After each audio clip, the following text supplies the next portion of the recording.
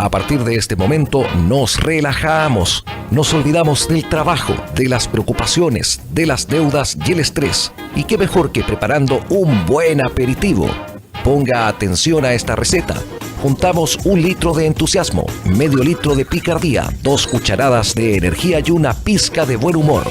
Ahora revolvemos bien y ya está. Directo a la mesa para nuestros comensales. Iván Rojo, Juan Carlos Ramos y Miguel Acuña. Infinísima.cl presenta El Aperitivo. Este programa es presentado por Peluquería La Bohème. Exclusiva y diferente. El mejor y más completo servicio en belleza. Cortes de cabello para hombres, mujeres y niños. También contamos con servicios de balayage, maquillaje, coloración, masajes capilares y mucho más. En Peluquería La Bohème encontrarás un grato ambiente con los mejores profesionales al servicio de tu imagen y belleza. Ven a vivir la experiencia La Bohème en la mejor ubicación de Valparaíso, a pasos del Arco Británico. Un espacio encantador al más puro estilo vintage, donde te sentirás como en casa. Atención de lunes a sábado de 9:30 a 19 horas. Avenida Brasil 1452. Reservas al 322-59-1930. Por Facebook a La Bohème o por Instagram a @LaBohèmePeluqueros. Peluquería La Bohème. Belleza que perdura.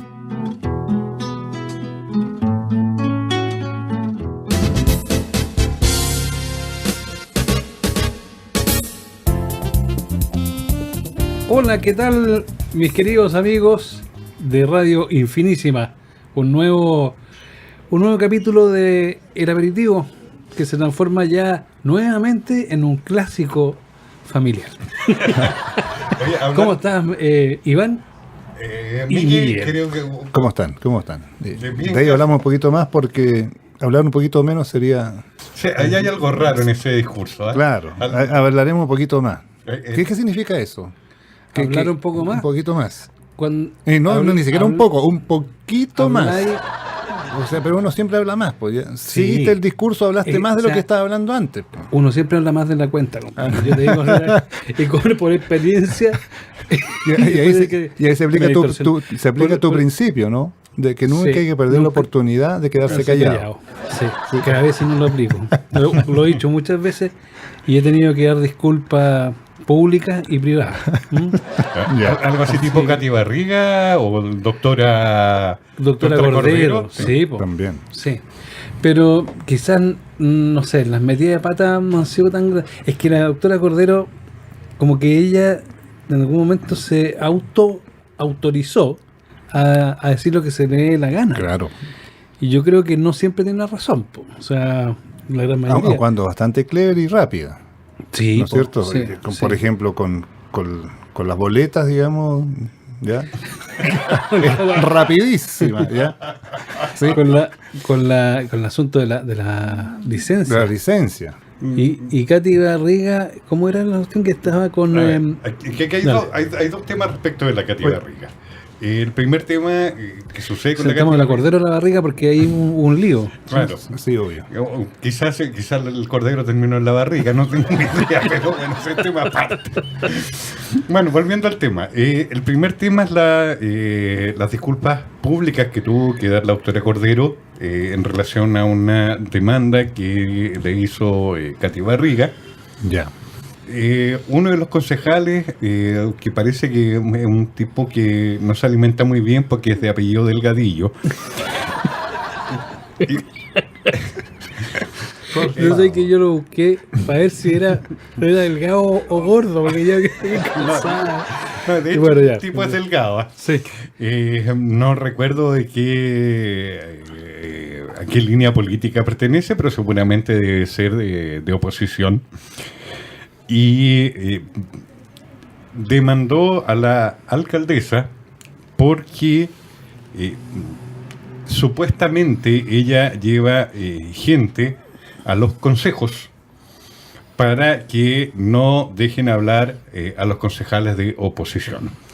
Razón por la cual nuestra querida Katy Barriga decidió contrademandar al concejal Delgadillo. Pedro era el apellido, ¿no? Pedro Delgadillo. Pedro el nombre, Pedro Delgadillo. Claro. Pedro Delgadillo. Pedro Delgadillo. ¿Qué opina usted acerca? Porque esta señorita, bueno, señora del señor Lavinijo, digamos, tiende a utilizar mucho esto de generar recursos judiciales para limpiar su imagen. Claro, mira, yo creo que ella en realidad tomó nuestra asesoría de ¿no es cierto? Esta asesoría de coaching de Autobombus. Autobombus, que entonces yo creo que asimiló tanto esto que bueno, lo ha hecho en su práctica de imagen, ¿no es cierto? Sí. Fuerte, con una gigantografía donde aparece su imagen. Fuerte. O sea, el medio ridículo lo perdió hace mucho tiempo. Claro. Y bueno, nosotros incluso le dimos consejo alguna vez, ¿no es cierto?, por esta radio, que no podía ser tan autorreferente en la imagen, porque en general se iba a evaluar su gestión más que otra cosa. Pero claro, parece que ella... Bueno, no hace caso a algunas cosas y en otras no. Y nosotros tenemos que hacernos caso en todo para poder triunfar, ¿no es cierto? Claro, somos o no somos. Pues, claro. Sí. Es como que a nivel externo. ¿Cómo eso de llevar gente al consejo? Eso se hace mucho en política. O sea, yo llevo... Entonces, cuando el gallo va a hablar, el gallo dice, no. Claro, sí, obviamente. No, sí, dice, no. Claro. Y lo abuchean. Claro, exacto, claro. Para que no puedan emitir opiniones. Ay. Ahora, bueno, mi duda será porque en el fondo ella ha acusado a los concejales de querer pantalla. Y una de las cosas que precisamente hace ella es robar pantalla. No quiere que le roben tanta pantalla. Claro, entonces dejo ese tema, digamos, abierto para que nuestros radioescuchas lo analicen y tomen una decisión, especialmente aquellos que viven en Maipú, si es que quieren votar por ella o no para las próximas elecciones. El problema es, fíjate en los apellidos: Cordero, Barriga, Delgadillo. ¿Entendido, no? Sí. Hay un hilo común. Hay un hilo conductor. Yo gastronómico que claro, son casualidades de la vida. La historia no se organiza de cualquier manera. A uno le dando señales como corresponde. O sea, en el fondo podrían esos tres personajes juntarse a comer. Claro, y mira, yo creo que siendo un poco sospechoso en el asunto, en algún momento van a aparecer los tres en un café concierto. Claro, ¿no es cierto? Claro. Ganando dividendos. El consejo municipal se va a llamar así, y uno va a pagar una entrada módica tal vez, pero que va a permitir, ¿no es cierto?, incrementar las arcas. En todo caso, siempre he dicho esto: buena moza esta niña. Sí, no, si una cosa no quita la otra. No hay que tratar de ser objetivo. Claro, yo puedo ser muy pesado, pero tengo mi pinta, ¿me entiendes? Pues no es solo una cara bonita, como dice. Oye, ya lo demostré y lo sigo demostrando también. Oye, ¿y la selección chilena? Sí, la selección, 2 partidos. Primero, Chile-México, nos sacaron la mugre, los mexicanos. Terminamos todos tomando tequila aquel día. Obligado. Obligado. Nos abrieron la boca y nos metieron la botella. Oye, mira, ojalá hubiera sido tequila. Es cierto, pulque estábamos tomando. Pulque. Ubican el pulque ustedes, ¿no? ¿Qué es el pulque? El pulque es como la bebida más popular, la de menor ralea, por decirlo así. Allá es como... No sé como la chicha sería aquí una cosa, ¿no? ¿Y qué es ralea? Clase, si quería llamarle de cierta manera. Bueno, volviendo al tema de la selección, perdón, 3-1 nos ganaron. 3-1. Nos ganaron, fíjese ese. O sea, nos sacaron la pip. ¿Sabes que Rueda, bueno, aparte, tú ibas a decir algo de Rueda, pero es como, esta cuestión es como volver a los años 80, te encuentro terrible. O sea, ¿tú pensás que te habías librado de esa? Sí. De ese karma. De los traumas de los años 80, yo creo que los que tenemos 50 y tantos, digamos, nos podemos acordar perfectamente de lo que fue los años 80, sin yo ser un fanático, como lo he dicho muchas veces, del fútbol, pero sí fui al estadio para tratar de ir al Mundial del 86, y después nos fuimos a todo esto, todo el mundo lo sabe. Pero sí fuimos a España. Sí, el de España lo vi el penal de Caselli en vivo, después vi caer a la selección chilena a lo peor, al 85 perdiendo, en el Estadio Nacional. Mira, dejaban entrar a la gente gratis con bombos al Estadio Nacional para que hubiese apoyo. Mira. Y ahí, y todo eso, perdimos. Nos fuimos al 86. El 89 vi el Cóndor Roja, que le cayó una bengala, la toda la bengala, cuestión, eso. en vivo En también. vivo fíjate. también. Entonces, para mí, esa década de fútbol para mí no fue un traumante. Y se me fue con Bielsa. Cuando llegó Bielsa, se fue esa cuestión. Se contó la generación de oro, se fue Bielsa, algo que iba con el pelado San Paoli, ganamos de acuerdo, la cuestión. Y ahora ya definitivamente es como volver al perro verde, ¿cachai? Claro. Al, no sé, Al Barón Santibáñez. Sí, Santibáñez era un personaje, ¿no? Pero Santibáñez fue al Mundial, eso sí. Sí. Ascar Gorta, claro.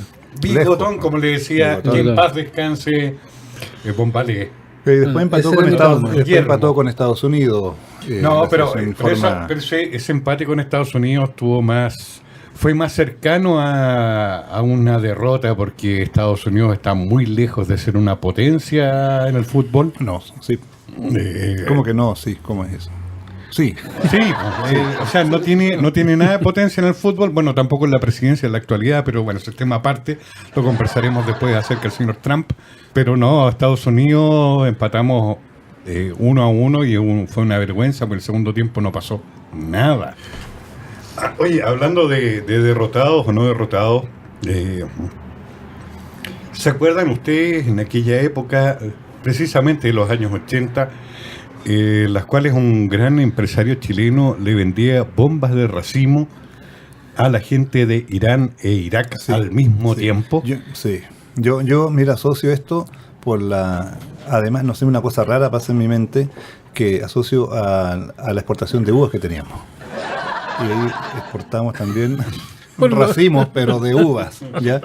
Y que después fueron objetadas, ¿te acuerdas? Sí. ¿Te acuerdas de ese? Sí. Absolutamente. Pero El año entonces 89. uno se hacía la misma imagen, pero estas eran bombas de racimo, así como, Claro. ¿ya?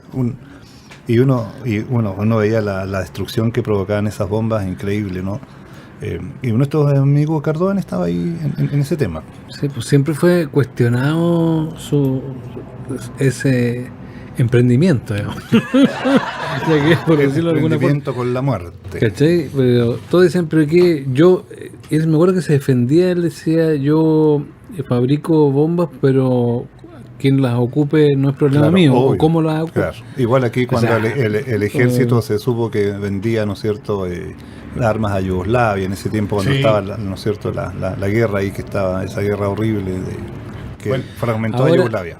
A Cardoen lo querían agarrar desde Estados Unidos. No está metido ni Irán ni Irak en esta cuestión. En Estados Unidos, o sea, está acusado de comprar ilegalmente una cuestión que se llama circonio, Ah, claro, que es ¿cachai? un material que es un elemento como, no para sé, fabricación para fabricación de bombas. claro. Pero Y esa no lo parte habían por ahí formado- por ahí lo por quieren ahí agarrar. lo quieren agarrar. Porque claro. acuérdate tú que Estados Unidos también de los más grandes, ¿no es cierto?, fabricantes de armas y todo aquello. Y ellos quieren tener nomás el mercado. pues, bueno, ¿Me sí. entiendes tú? O sea, No, por que eso que quieren- Corea del Norte arma lo suyo. No, usted no puede, señor. Ustedes saben que Carlitos es el boss hog de Santa Cruz. Perdón, tradúzcame por favor, mira que yo solamente hablo copto. Ya, ¿y usted ¿qué se tal? acuerda cómo se llamaba el gordito ese que era en el fondo el que manejaba la policía? En y todo? eso me acuerdo. Bueno, Bueno, el boss ¿sabes qué? Hop era el jefe, el dueño del pueblo de los Duques de Hazard. Claro, y aquí en Casa sí, pasa lo mismo, pero en Santa Y Cruz. tengo eso es un que- paralelo tengo- a Cardoen. Es dueño de Santa Cruz, tiene, Santa Cruz. tiene casino, tiene casino, tiene hotel, tiene Viñas. museo, tiene Sí, viña. sí. Bueno, está casado con una Y ahora- modelo. Y ahora bueno. tiene problemas. Seguimos con... Mira, otra cosa que quiero comentar, debería haber sido comentado antes tal vez. Es una noticia que me llamó la atención de unos señores que por allá en el centro, en Catedral con Esperanza, se robaron Esperanza. Esperanza. Ya. Se robaron un teatro. ¿Cómo es eso?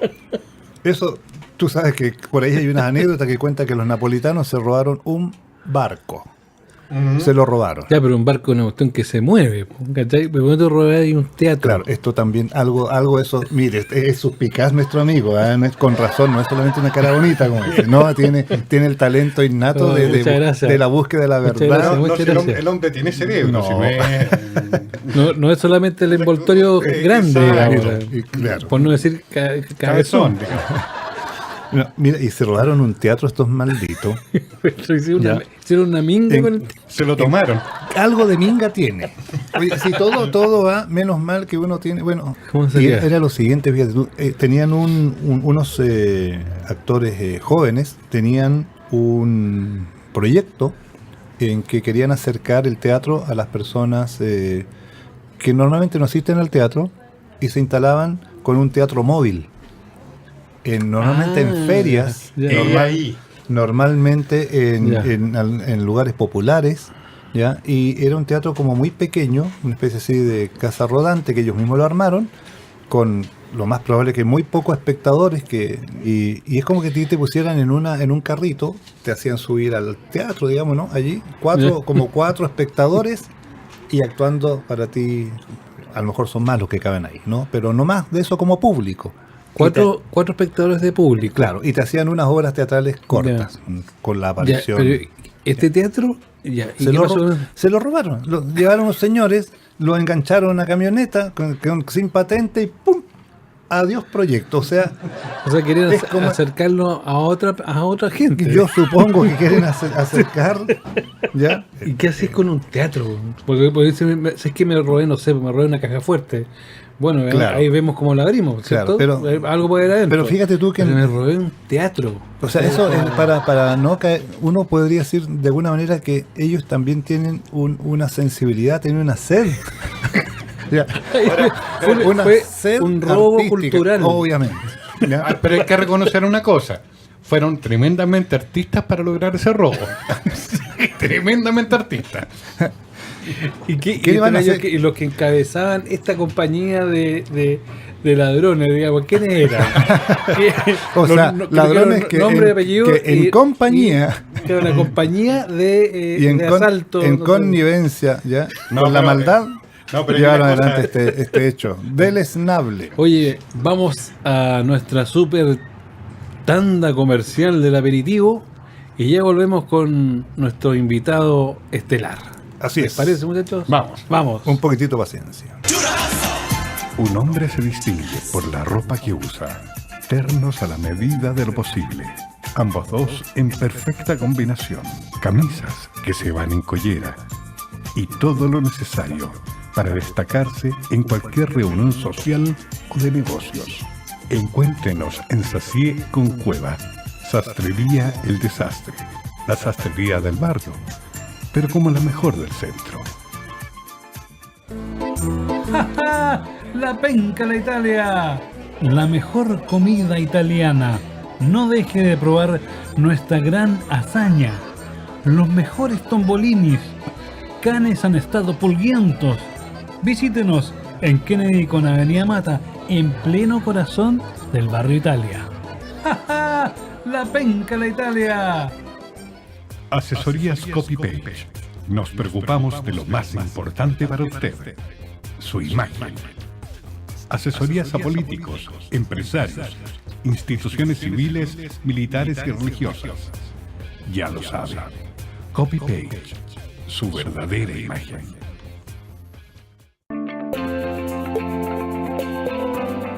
Banco de la Plaza. Un gran respaldo unido a un gran asiento. Descanse en nosotros. Banco de la Plaza. Cero interés en usted. Ahí está quienes dan tanda todos los lunes. po. También nosotros. Así que, bien pues, cedo la palabra a don Miguel Yoda Acuña. Tiene que decirle gracias, señor presidente, por cederme la palabra. Menos mal que no trajiste a tus correligionarios como para hacer bulla y cuando... Pa' buchear. Para buchar, ¿no es cierto? Pagándole 10 lucas por abucheo, más bien. Íbamos a traer a la robotina, pero Sería bueno entrevistar a esta niña. Sí, sí, La ponemos a bailar. claro. No, yo creo tengo que un teatro acá y podemos hacer ese es un choro- demasiado acá en el patio. machista su comentario. Sí. Demasiado. Me corresponde en este instante presentar a un invitado que me costó, digamos, traerlo por acá. Presento a don Juan Jauré Ramírez. Voy a dar algún breve currículum de él. Lo primero que muy importante, profesor de Historia y Geografía de la UMCE, ¿no es cierto? Sí, del pedagógico. También tú estudió en la Universidad Autónoma de Barcelona, ¿no es cierto? En posgrado en Dirección de Centro Educativo, ¿no es cierto? Sí. Y fue pasante de didáctica en las ciencias sociales de la Universidad a Distancia de Madrid, ¿no es cierto? O sea, la didáctica ha sido tuyo también Sí, en tu especialización fuerte. Y postítulo en Historia de Chile, siglo XX, ¿no es cierto?, en la Universidad de Chile, otro postítulo que tienes allí, diplomado, ¿no es cierto?, en la educación para la creatividad de la PUC. En esa parte nos relacionamos un poco, fíjate. Así ya, pues. ya. ¿La Y PUC te refiere a la Ponticato? a la nuestra. A la nuestra, a la Yo nuestra. pensé que era la pobre Universidad de Concepción. Algo de eso vamos a hablar hoy día, de la pobreza. Diplomado en Didáctica de Historia y las Ciencias Sociales de la Universidad Alberto Hurtado. Te invitamos aquí para hablar de la pobreza, así de simple, ¿no es cierto? Nuestros dos amigos están acá. Yo le dije, oye, quiero invitar a alguien para hablar del tema de la pobreza, tema social. ¿Qué me dijeron? ¿Cómo? ¿Qué es eso? Me dijeron. Bueno, yo saludo ahora, me pongo de pie para saludar a mi amigo, ojalá que se considere también mi amigo, don Juan Jauré Ramírez, y le cedemos la palabra en este instante. Creo que un aplauso. Sí, un aplauso. Bueno, muchas gracias por invitarme. No sé. ¿Alguna vez has estado tú en radio? ¿No es cierto? Sí, te invitan en radio a hablar algunos temas, en fin. Ahora, nosotros quisimos coger este tema de la pobreza y, no sé, se me ocurre así como primero, así como especie de lluvia de idea. Hay un disco que, no sé si de Gitano Rodríguez, que habla en sus versos, yo siempre tuve miedo a la pobreza, dice. Claro. Sí, ¿Ya? de Valparaíso. De Valparaíso, Sí. ¿no es cierto? Y como hay iconos de ciudades, así, en que... ¿Cuál es tu visión? ¿Por qué te comenzó a interesar el tema este de lo social, de la pobreza, digamos, en principio? Bueno, porque los temas sociales siempre me interesaron, Ya. pero tiene que ver con la profesión. Claro. Y ya. un poco eso del miedo a la pobreza, hoy día es una cuestión cierta, porque por primera vez en nuestra historia hemos ido superando la pobreza. Claro. Y la pobreza durante mucho tiempo fue invisible. Por ejemplo, nosotros entendemos el concepto de pobreza más o menos desde el siglo XVIII, por ahí. Antes Ya. todos eran pobres. Ya. Por ejemplo, no sé, desde la revolución agraria, hace 8.000 antes de Cristo, por ahí 5.000, donde uno los coloque, hasta la revolución industrial, más o menos la gente ganaba $500 anuales. Anuales. Esos son $500 como actuales. actuales. Entonces son como 40 mensuales. 40 lucas. Claro, hoy día tenemos 22.000 en Chile, que es el promedio del mundo. Entonces era muy poco y eso no cambió nunca. O sea, si uno va a la época de Jesús son $500, si va a la Edad Media son $500, si va a Grecia son $500, Ya. donde la gente tenía para su casa, para cosechar algo, para vestirse algo y vivir. O sea, Ya. por lo tanto, todos eran pobres y cuando todos son pobres nadie es pobre. Claro. Porque no hay, la pobreza tiene que ver con un tema concreto, pero también tiene que ver con un tema de comparación. De comparación, ¿no es Y por lo cierto? tanto, la historia de los príncipes y todo eso es súper excepcional, ¿no? Ya. Pero con la revolución industrial, cuando fuimos capaces de consumir, de producir, se produjeron las clases, ahí sí empieza Con la burguesía, cuando Claro. empieza a aparecer, ¿no es cierto?, todo eso. ¿sí? Entonces, cuando tú No, dices... cuando aparecen los bancos. Claro, o sea, cuando aparece cuando aparece la riqueza. Claro. O sea, cuando aparece la riqueza y aparece la división de clases y hay una distancia, o sea, cuando el trabajador se convierte en mano de obra, en un factor productivo, Ya. ahí tú tienes que sacarle mayor provecho. y se acaban todos los otros elementos no económicos de las personas. Por lo tanto, no hay un tema ni de la caridad, no hay otro tema de otras relaciones que existían, por ejemplo, en el mundo agrario, donde la pobreza es mucho más invisible, aunque sea más radical. Ya. No están. Cuando tú vas a la ciudad y estás solo, botado como un pucho, ¿no es cierto? Y necesitas, de hecho ahí inventas el amor. Necesitas como otra persona que esté tan sola como tú, para que se junten los dos y construyan un futuro, porque antes en el mundo agrario no había futuro, estaba siempre el pasado, la familia. Por lo tanto, tú tenías al menos las gallinas, las vacas. Hay un presente y siempre producías un presente, claro. producías tu comida, producías tu ropa. Entonces, al final, no eres tan pobre. Mientras que con la revolución industrial, tú necesitas dinero.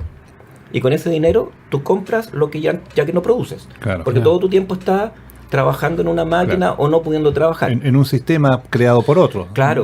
Obviamente. O sea, ¿no es cierto? por ejemplo, a mí me pasa, ¿no? Un día se me echó a perder la llave de la casa y la traté de arreglar, quedé todo cochino, se inundó el baño, tuve que faltar al trabajo y al final, ¿qué tuve que hacer? Contratar a un gaffiter, que me cobró 10.000 pesos por cruzar la puerta de la casa y ya empezó a cobrar más porque yo le tengo que pagar porque él hace un trabajo que yo no puedo hacer. ¿Ya? Y por lo tanto, ese mundo de los otros que tienen gallinas, que tienen vacas, que cosechan algo en su huerto, tienen elementos como para poder resolver sus problemas de consumo, que eran básicos. O sea, si hablamos de $500 claro. son muy pocos. Pero con este mundo del dinero, donde yo tengo que comprar todo lo que necesito, y este mundo donde empieza a ascender la riqueza, yo me voy quedando cada vez más pobre. Y por lo tanto, se va generando como el odio de clase pues, también. Claro. Hay una pregunta de nuestro Y que quería, pensante. claro, empezamos a hablar de la pobreza y todo, pero definir bien el concepto de pobreza, por ejemplo, hoy día. O sea, cuando alguien entra en la pobreza, o está o no está en la pobreza. ¿Se mide el nivel de ingreso? ¿Cómo se mide la pobreza?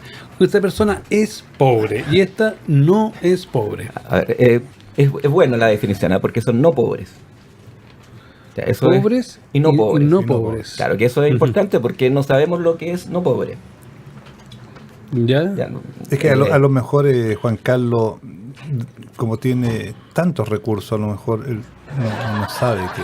pero No, pero es que de repente hay sutilezas, Sí, claro a que eso sí. voy, sutilezas que pueden... Metodológicas, ¿no? metodológicas que uno Claro. puede definir. Sí. Y a veces uno no puede tratar de... Puede que nosotros seamos pobres en comparación a otra persona. Claro, Pero con quizá- respecto a se Iván, polman, por ejemplo, por con respecto a Iván somos... No, pero por ejemplo, y quiero tocar un punto y que tiene que ver con los famosos dólares que decías. Me imagino que tiene que haber un valor económico límite sí. que divide el estar sobre la línea de la pobreza o bajo la línea de la Eso pobreza. quiere creer- no. Sí. Ahora bien, si eso tú lo cuantificas económicamente, y si asumimos que, por ejemplo, este país, el gran porcentaje de la gente gana el sueldo mínimo, y el sueldo mínimo realmente no alcanza para vivir, entonces, ¿se podría definir este país como un país pobre o como un país rico? A ver, este país es el promedio del mundo. O sea, si tú mides los ingresos, la contaminación, Chile es el promedio del mundo. Pero como cifra macroeconómica. Claro, pero no microeconómicamente hablando. Sí. O sea, si Sí. vemos que el gran porcentaje, no sé, que el 80% del Producto Interno Bruto lo genera el 2-3% de los chilenos, en el fondo no estamos hablando que precisamente ese promedio dividido por cada uno de los habitantes sea un estándar, digamos, ¿no? claro. Pero yo siempre cuento el cuento de mi alumno de los trapenses. Mi alumno de los trapenses decía que ser pobre era vivir en casas iguales.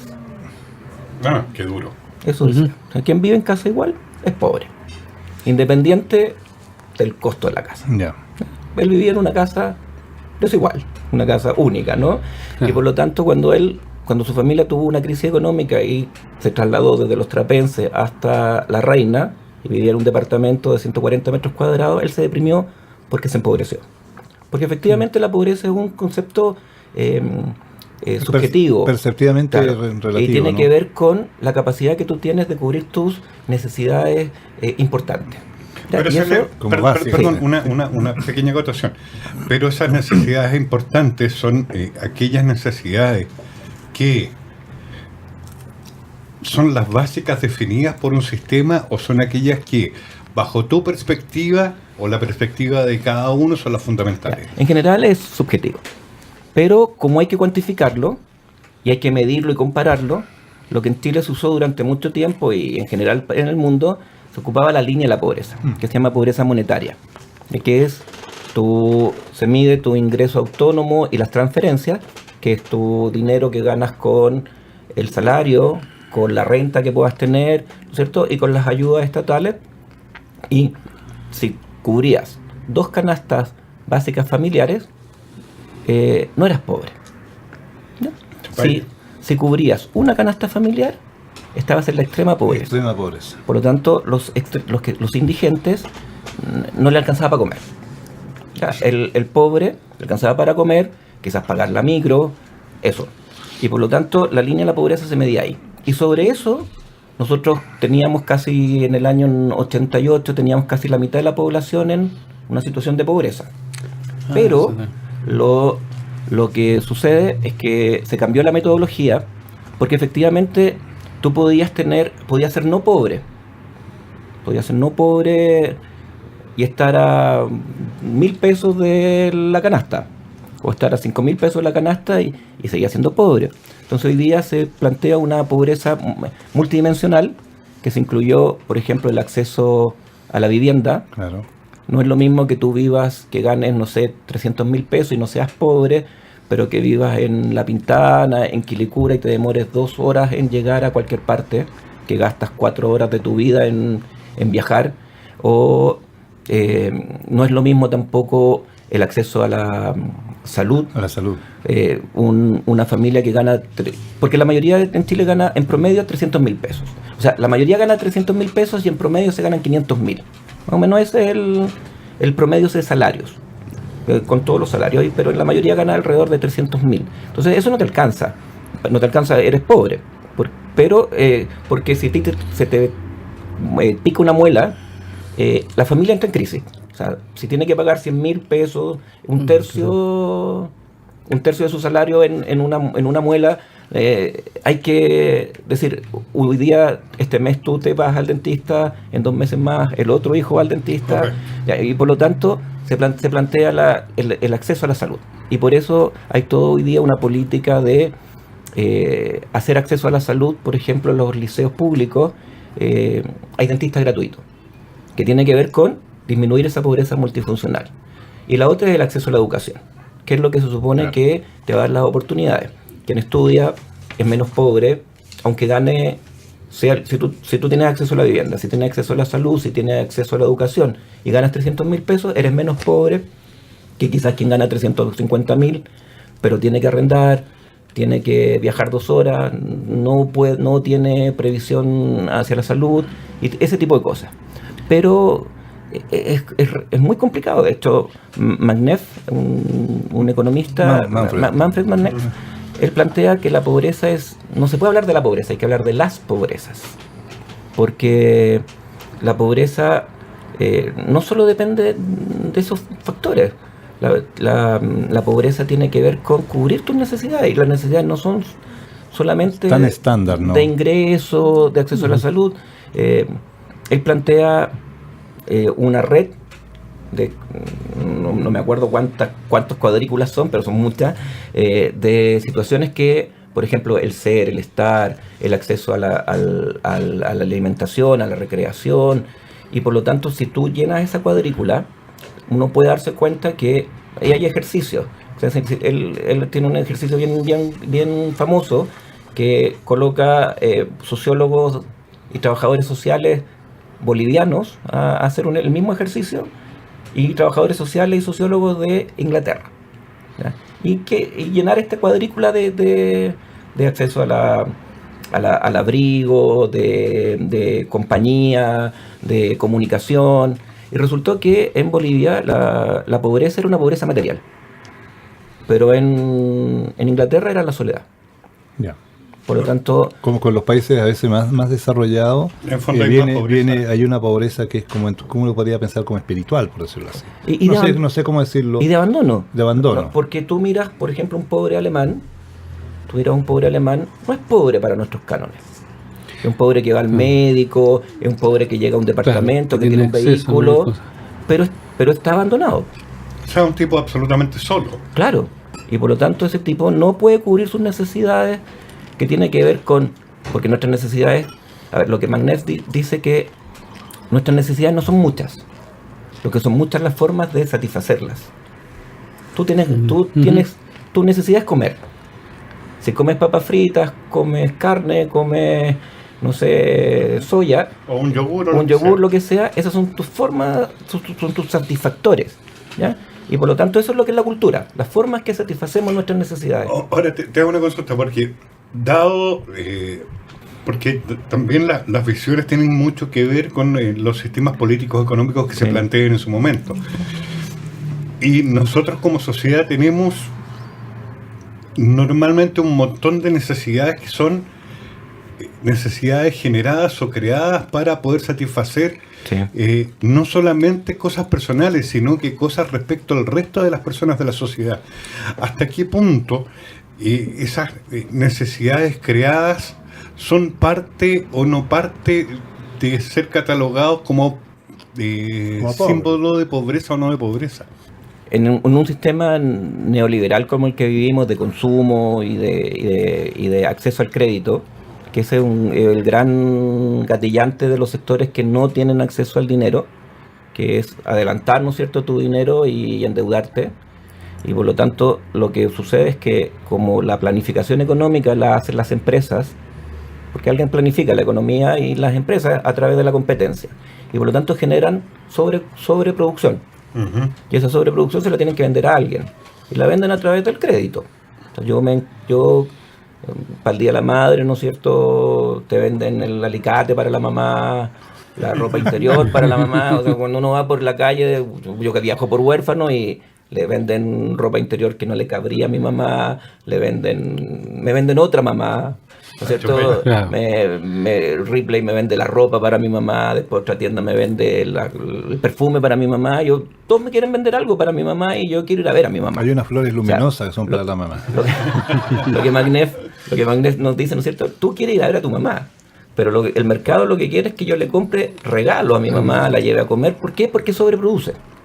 Y como sobreproduce, tengo que vendérselo a alguien. Y lo hago a través del crédito. ¿Ya? Y ese es un modelo que lo que hace es construir símbolos de ascenso social a través del consumo. Y eso sucede porque uno lo puede retrotraer al régimen militar. El régimen militar, nosotros, una de las explicaciones que da Mariana Elwin, Gasmuri y otros, es que el golpe militar se dio en gran medida en el mediano plazo, una cuestión que se llamaba revolución de expectativas. Significaba que nosotros habíamos ido desarrollando un sistema de educación, un sistema de formación cívica a lo largo del siglo XX, con el modelo desde los radicales, con la educación pública, que absorbía a los sectores más pobres y los trataba de absorber a través de la escuela, ¿no es cierto? Y te iba ofreciendo conocimiento. Y cuando tú tenías conocimiento, lo que tú tratabas era de ir al mercado a pedir tener acceso al consumo. Pero el país crecía mucho más rápido en sus tasas sociales y políticas que en sus tasas económicas. Nosotros crecíamos como un país europeo en lo político, éramos unas 5 democracias más antiguas del mundo, y bueno, éramos una democracia más estable que Alemania, que Italia. Entonces nosotros creíamos que toda revolución la podíamos hacer, que la revolución es libertad, la revolución al socialismo, el Frente Popular. Nosotros siempre creímos que éramos un mundo muy sólido y que a través de esta movilización, esta educación, podíamos ir a consumir, ir a decir, mira, yo tengo derecho a la salud, yo tengo derecho a la educación, tengo derecho a la vivienda, que era lo que fue el movimiento de los años 60, 70. Bueno, y era un poco lo que decía la Constitución del 25, claro, los derechos, 25. Los derechos sociales. ¿Sabes lo que pasa? Lo que pasó cuando viene el golpe militar, ¿cierto? Toda esta construcción que dices tú, esto lo dice Jorge Baradito, leí los libros, lo explica muy didácticamente.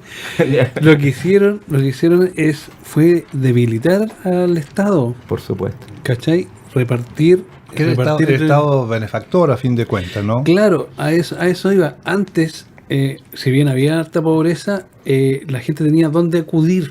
Claro. En el sistema neoliberal, rásquense quien pueda. Claro. Y dónde puede, si es que tiene dónde, claro. ojalá.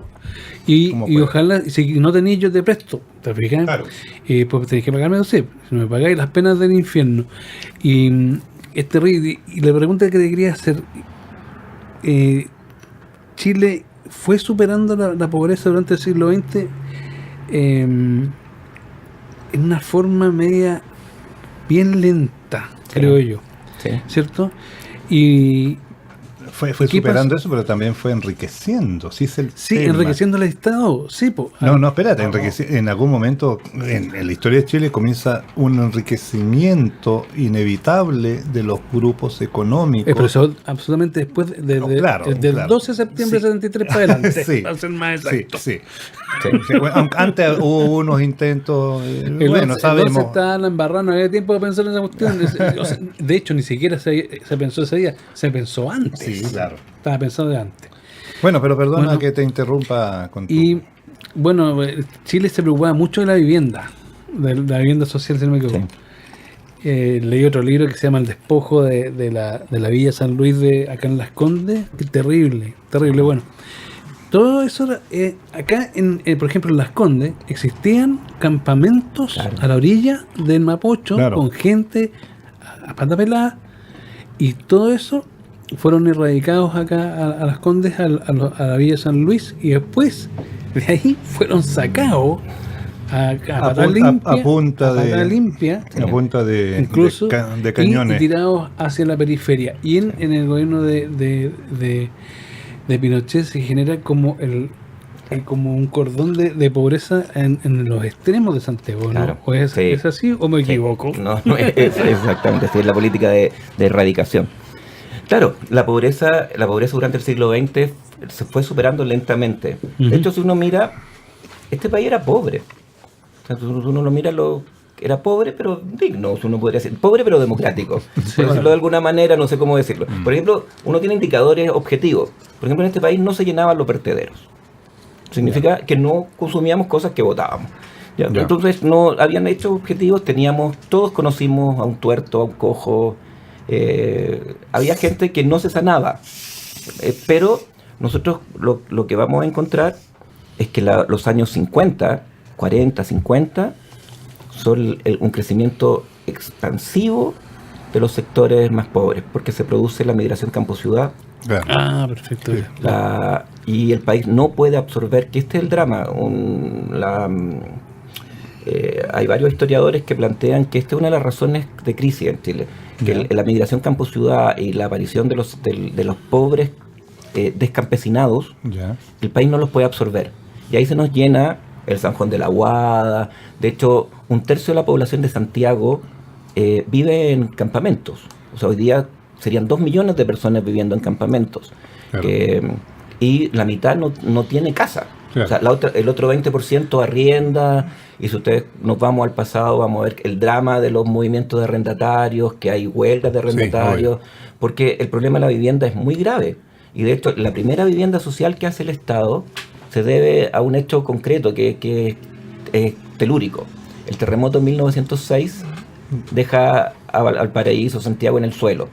Y la población huemul, la primera población... La población Huemul, ahí hay un centro cultural. Un centro cultural, sí. ahí se Muy filmó- bonito, sí. Ahí se filmó Muy bonito, Coronación, ahí... Hay un teatro, a está la propósito escuela- de teatro. Sí, está la escuela Haití, donde fue profesora o directora Gabriela Mistral. Ya, pero que era obrera. Y era obrera, los obreros eran privilegiados dentro de los pobres Dentro de los porque pobres. tenían sueldo. Uf. Claro, entonces no tenían un sueldo fijo y por lo tanto tú podías decir, mira, compro esta casa a 15 años porque iba a tener un sueldo mensualmente, ¿ya? Y en los arrabales de la ciudad, en la periferia de la ciudad, saliendo de la ciudad, que era el potrero de la muerte de Vicuña Maquena, era al lado del Matadero, ¿no es Sí, cierto?, claro. donde llegaba la línea del tren, ahí se acababa Santiago, ahí está la población Huemul. Después, el Estado, pero en esta parte de la historia, no es el Estado el Estado construye pocas viviendas, son los obreros, las cooperativas, las sociedades de socorros mutuos, todas ellas van a ser, las instituciones de caridad son las que van a construir las viviendas, y después, con la llegada de los gobiernos radicales, nosotros vamos a encontrar una política de construcción de vivienda. Por ejemplo, tú tienes siempre a la orilla, por ejemplo, a la orilla del tren, tienes la población Arauco, tienes la población, la central de leche. Después vamos a encontrar que el Estado toma una racionalidad de la vivienda social, con ya en los años 40, 50, y vamos a encontrar grandes edificaciones que densifican, y ahí tenemos la población Juan Antonio Ríos hacia Renca, y después vamos a encontrar otras viviendas, por ejemplo, que se van a ir construyendo, que son muy, muy típicas, por ejemplo, la avenida Grecia, que Sí. son unas viviendas tipo como cajitas de fósforo. Son blogs. Blocks, ¿no es Sí. cierto? Iguales, que van a permanecer. Les vamos a Y encontrar... hasta el día de hoy están, Sí.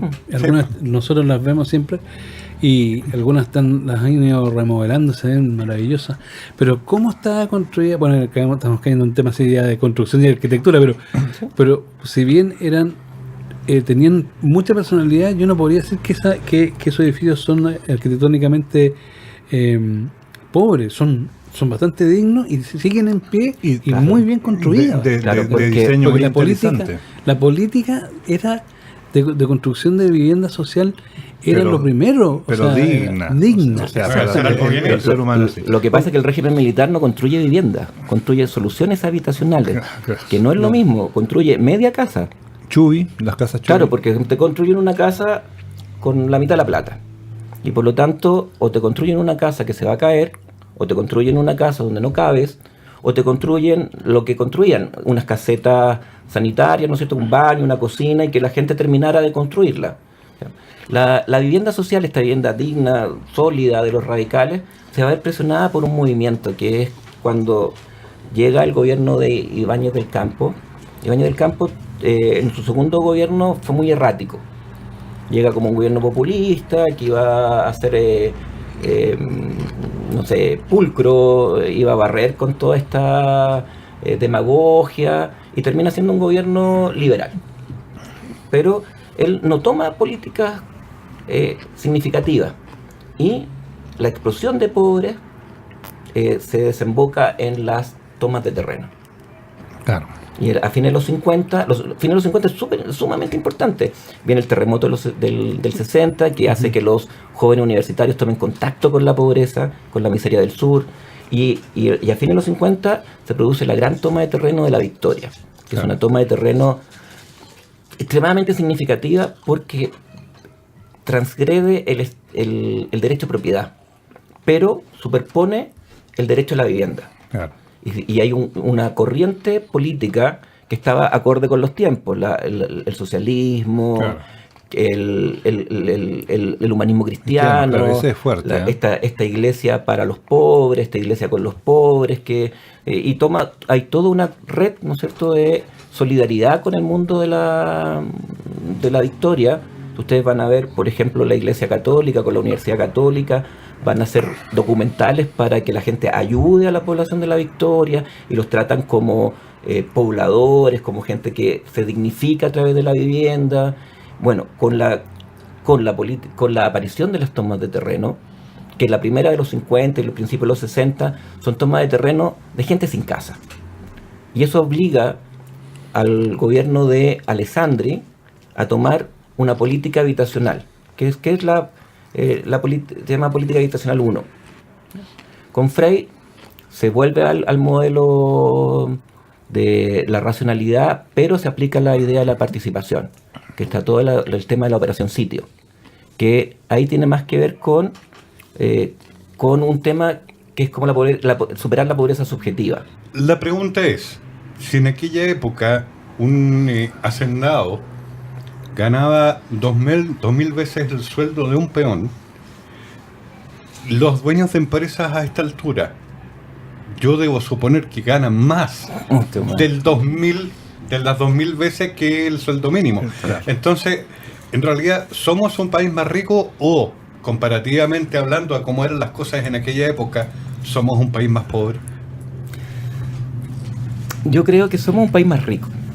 Si uno lo mira desde esa perspectiva, porque tenemos, por ejemplo, una población mucho más educada. Si yo lo pienso desde como desde ese absoluto, porque es relativo. Yo creo que tenemos una población más educada, tenemos una esperanza de vida mayor, tenemos una calidad nuestra salud es muy cara, pero en general hay acceso a la salud. Pero eso siempre y cuando, asumiendo que estás en una posición económica que te permita hacerlo.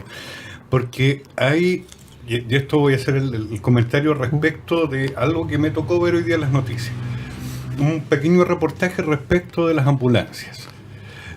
Hay ambulancias que están paradas en los hospitales públicos porque no tienen las camillas para subirlas adentro de las ambulancias, porque las camillas se están ocupando adentro de los hospitales, porque en los hospitales no hay camillas. Claro. Entonces, mi pregunta, vuelvo a repetir. Personas dobles en las camas, en muchos lugares de los Sentadas. hospitales. Sentadas también. Claro. O en sillas de ruedas también, en vez de estar en una camilla. Entonces, mi pregunta vuelve a ser, ¿realmente somos un país muy rico, más rico, o somos un país muy rico en base a estar endeudados, en base a tener si bien tener mayor acceso a la educación implica también necesariamente tener una educación de menor calidad que la anterior? Yo creo que en general han mejorado las condiciones de vida. Muchas de ellas se deben porque han mejorado las condiciones objetivas del contexto. O sea, hoy día no hay poliomielitis, ese tipo de cosas. Lo otro, yo creo que han cambiado el contexto. O sea, hoy día es sumamente difícil comparar una realidad de la hacienda con la realidad contemporánea. Hoy día nosotros tenemos un tremendo problema de desigualdad. Ese es nuestro. Yo diría que hoy día tenemos un menor problema de pobreza económica. La línea de la pobreza la hemos ido disminuyendo significativamente, pero nuestro gran problema tiene que ver con la desigualdad. Si nosotros elimináramos el quinto quintil, seríamos un país sumamente igualitario. Pero en el último quintil... O sea, ¿tú quieres eliminar el último quintil? No. No lo sé. Porque lo que supe es que estaba en el quinto quintil. Que por eso no me dan ninguna beca ni nada. Por eso hay intereses, Claro, pero estaba como a 2.000 pesos del quinto quintil. Entonces con mis compañeros Luxic y otros que estamos en el quinto quintil, yo me siento igual a ellos.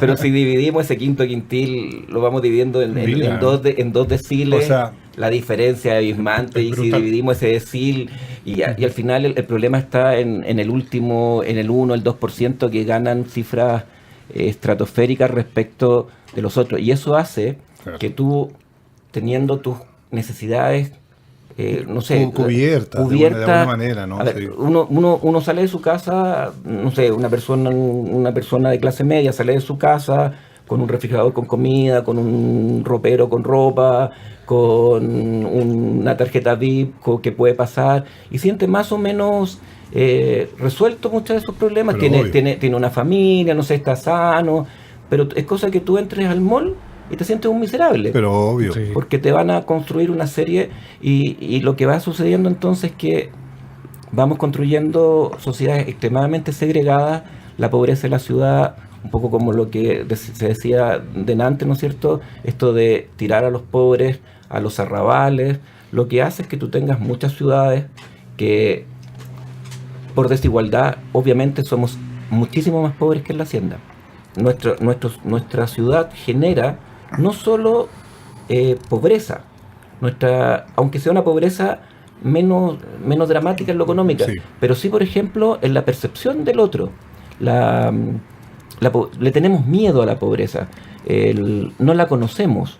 El delincuente, o sea, la pobreza para los sectores altos son los delincuentes, ¿no es cierto? Claro. Y la micro no entra a las villas que lo cerraron los narcos, y vamos a encontrar una ciudad Que es desconocida, que en definitiva está segregada, o sea, tú no te Súper. mueves más allá, más acá. y que en definitiva no es ciudad, po. Claro, es como... Porque si tú son miras como, barrios, a fin como de cuentas. feudos. y si tú, Ahora- y si tú miras, por ejemplo, esta población que quedaba en Puente Alto, Bajo de Mena no es una ciudad, pues es un caserío, No, o sea, caserío, claro. no tiene servicios. Si la ciudad se define porque tiene servicios comunitarios, Claro. entonces una seguidilla de bloques que no son vivienda, porque son soluciones habitacionales, donde tú ya estás hacinado y donde en hectáreas no encuentras una farmacia, no encuentras un teatro, para qué decir, ¿no es cierto? Yo quería hacer una pregunta. Tú vas estudiando el fenómeno de la pobreza casi todo el tiempo, me imagino congresos y cosas así. ¿Tú has notado en Santiago que ha aumentado la gente en situación de calle? Pero no es lo que acabas de decir, no es esta marginalidad, sino que están en lugares súper visibles. Sí. Centros de comercio, de trabajo en Providencia, al costado de la costanera sur o norte, no me acuerdo. Cerca de los centros hospitalarios.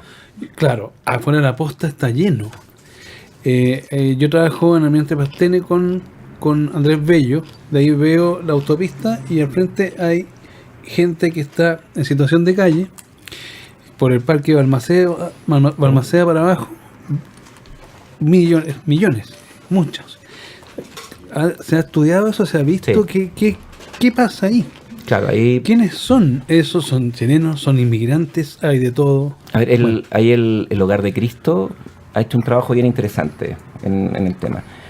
Lo que ha sucedido es que quizás desde el gobierno de Bachelet se pone en duda o se cambia la dirección de la focalización de la pobreza.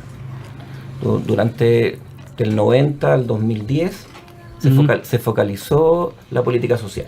Los sectores más vulnerables recibían las transferencias. Había una idea de que el crecimiento económico iba a sacar más o menos al 60% de la población de la pobreza, de la línea de la pobreza, y el otro 40% que no podía salir por problemas de educación, problemas de salud, vejez, adicciones, iban a salir vía transferencias del Estado. Iban a sacar a esa población de la pobreza. Pero más o menos 2006, 2010, los grupos medios comienzan a presionar. El más claro es el movimiento estudiantil. El movimiento estudiantil no es un movimiento de pobres. Los estudiantes que piden gratuidad son hijos de la clase media que ha ascendido y que tiene un terror a volver a ser pobre. ¿Cierto? Todos sabemos que la cesantía, la enfermedad, todos tenemos en nuestra familia una persona que nos recuerda lo que fuimos, o está la amenaza siempre de la incertidumbre, la inestabilidad de volver a la pobreza que una generación antes la vivimos.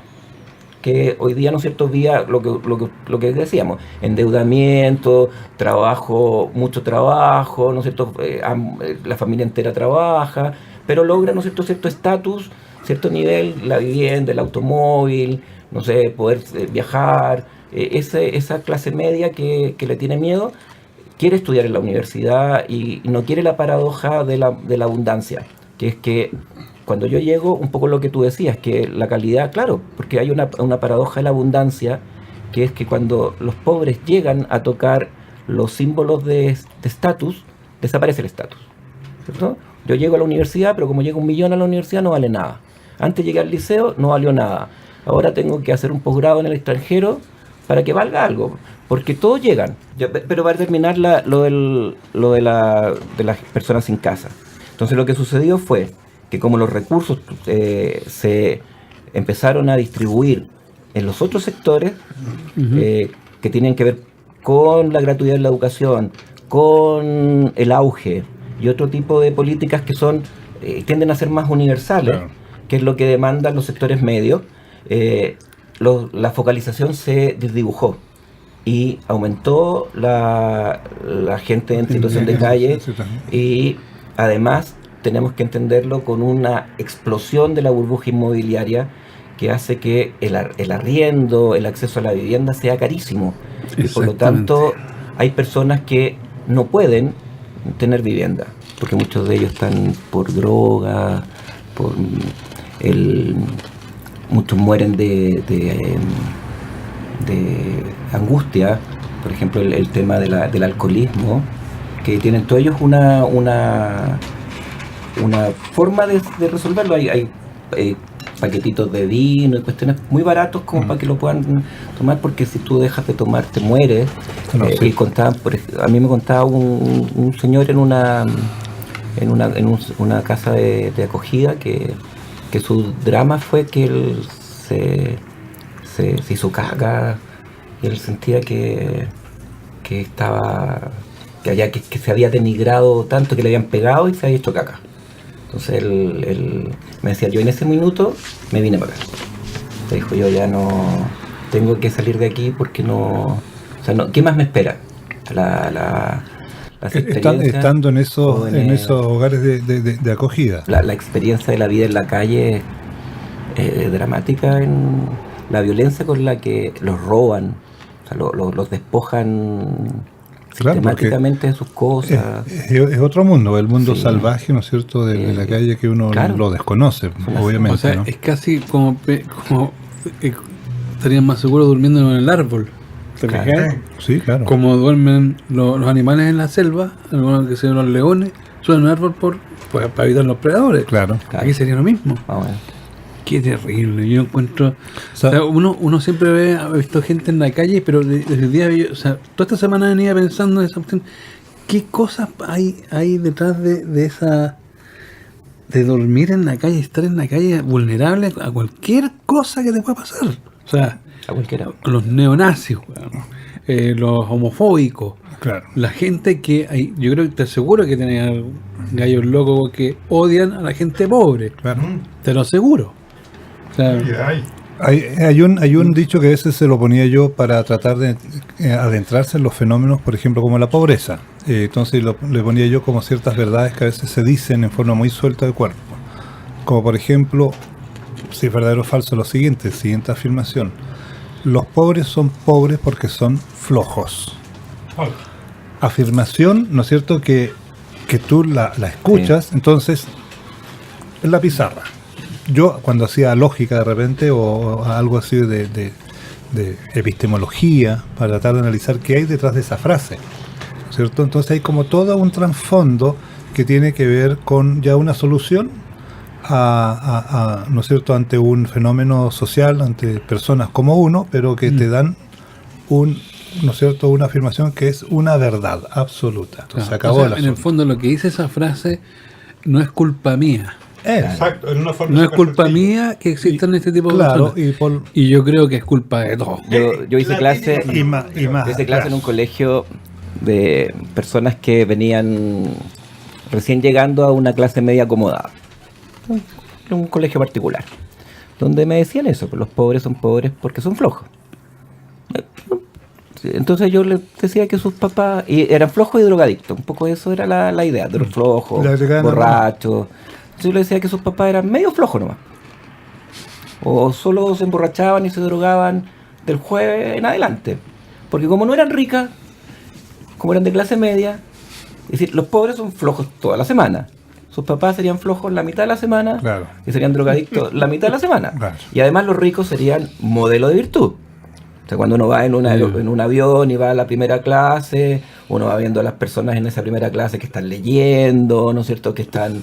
No, lo que los ves es que están tomando vino, están... Tomando un whiskycito.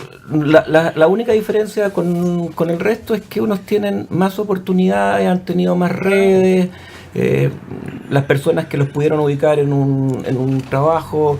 Ese trabajo les daba un ingreso de 2 millones, 5 millones, 10 millones, y al otro le daba un ingreso de, no sé, pues de 100.000 pesos. Esa es la diferencia, son las redes. Uh-huh. Uno no encuentra, al final las escuelas, todo esto de la alta burguesía, lo que te dan son redes.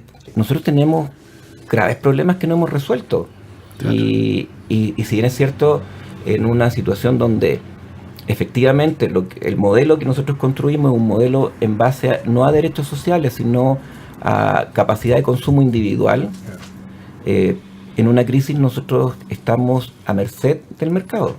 El Estado no tiene ahorro y es lo que a mí me preocupa, por ejemplo, en los gobiernos, en el antiguo gobierno de Piñera. El gobierno de Piñera cambió algo que en el gobierno de Bachelet se hizo bien, creo yo, que es el gobierno de Bachelet ahorró dinero, tuvo una política contracíclica, ¿no es cierto? Cuando estuvimos bien, no lo gastó y lo ahorró para cuando estuviéramos mal. Y sorteamos bien la crisis del 2008. ¿Ya? Los gobiernos como el de Piñera hacen un presupuesto equilibrado, que es año a año. Y por lo tanto, lo que hay es lo que gastan, si no hay, no lo gastan, ¿no? Y por lo tanto no se preparan al mediano plazo. Es por una política monetaria que ellos defienden.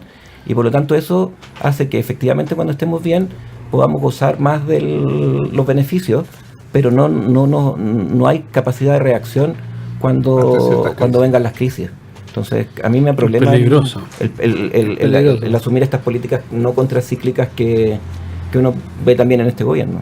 Bueno, hay que cerrar, agradecerle a mi amigo personal, no sé, siempre dice mi amigo personal, no sé si te has fijado eso. Sí, amigos impersonales. Claro. Sí. Claro. Yo tengo uno. ¿Sabes quién? ¿Quién? Miguel. Él es el maestro Jedi. Tú sabes que este programa se caracteriza por su creatividad. O sea, nosotros somos una explosión de creatividad. O sea, cada programa es de colores. De colores, de poleras multicolores. ¿Sí?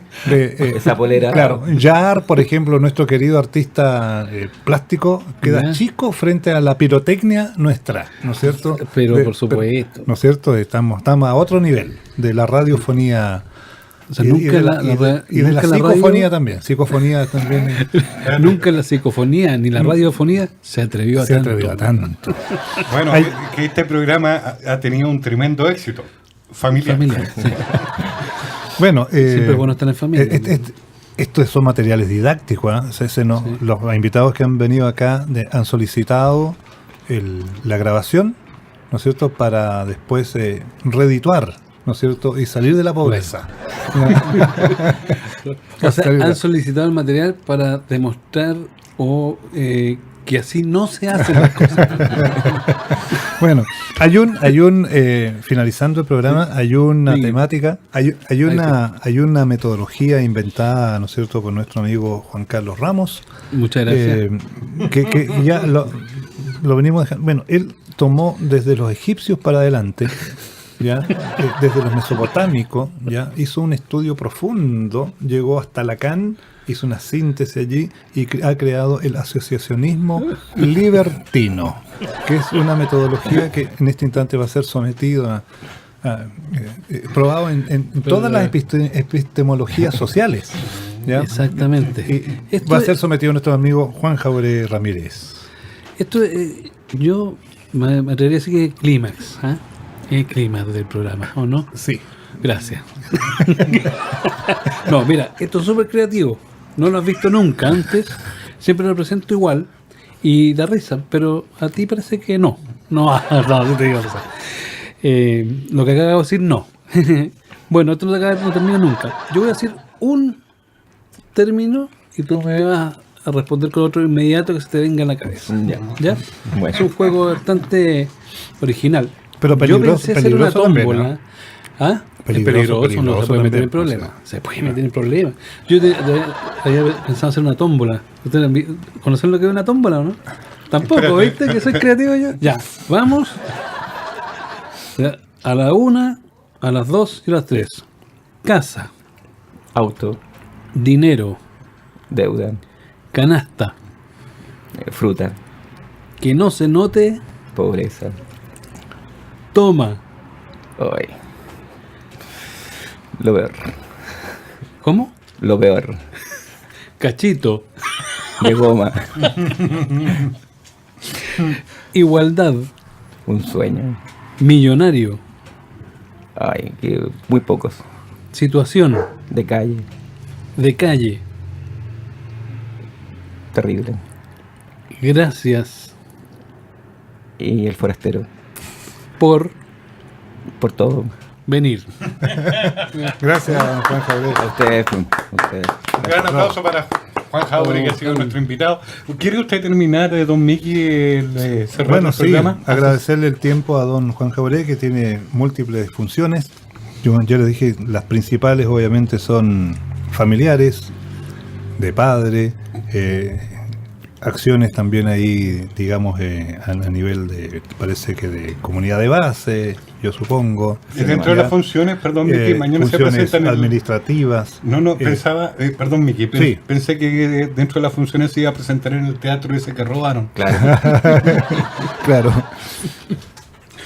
Bueno, agradecerle a don Juan Jauré que su tiempo, sus palabras, sus estudios, y yo diría que agradecer la sensibilización que hay que tener con respecto a nuestros, pongámosle así, hermanos, ¿no es cierto?, en situación compleja, y uno, bueno, tratando de salvarse de no caer también en ese límite. Insisto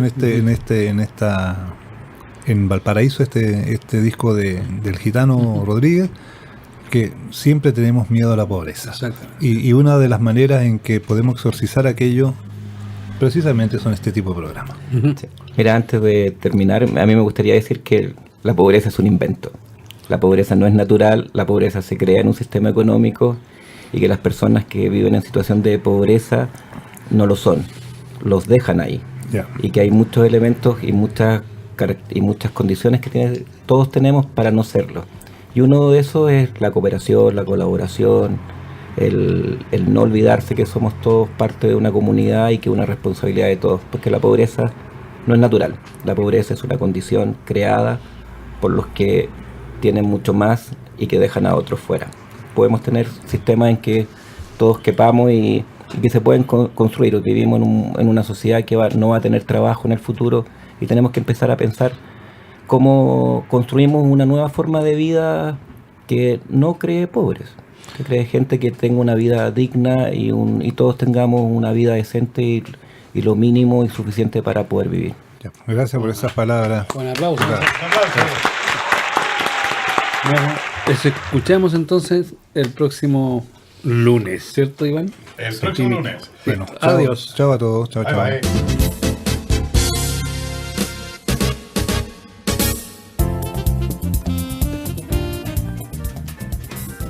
Infinísima.cl presentó El Aperitivo. Las opiniones vertidas en este programa son de exclusiva responsabilidad de quienes las emiten y no representan necesariamente el pensamiento de Radio Infinísima.